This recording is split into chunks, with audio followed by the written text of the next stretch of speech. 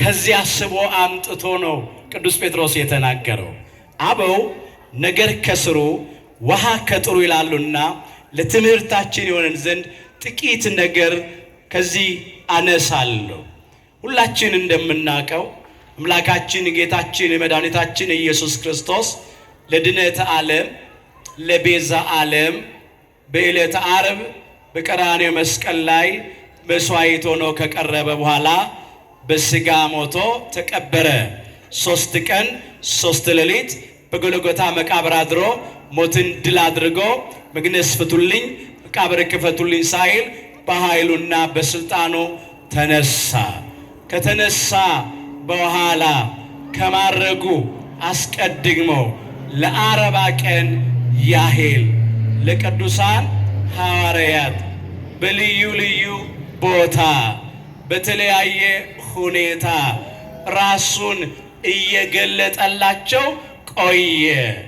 መጽሐፈ ኪዳንን እየነገራቸው ሥርዓተ ቤተ ክርስቲያንን እያስተማራቸው ከቆየ በኋላ ከማረጉ አስቀድሞ እንዲህ አላቸው። አነ እፌኑ ተስፋሁ ለአቡየ ላዕሌክሙ አላቸው። አባቴ የሰጠውን ተስፋ እኔ እልክላችኋለሁ አለ። ወአንትሙሰ ንበሩ ሀገረ ኢየሩሳሌም እስከትለብሱ ኃይለ ማርያም አላቸው።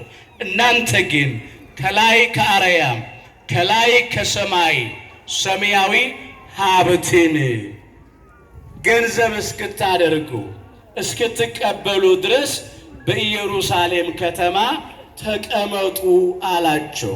የሉቃስ ወንጌል ምዕራፍ 24 ቁጥር 49 ላይ ተመዝግቧል። አባቴ የሰጠውን ተስፋ እኔ እልክላችኋለሁ ነው ያለው። አባቴ የሰጠው ተስፋ ያለው አስቀድሞ በነቢዩ በቅዱስ ኢዩኤል ላይ አድሮ የተናገረው ቃል መንፈሴን በሥጋ ለባሽ ሁሉ ላይ አፈሳለሁ ያለው ነው። ተስፋ የተባለው ጸጋ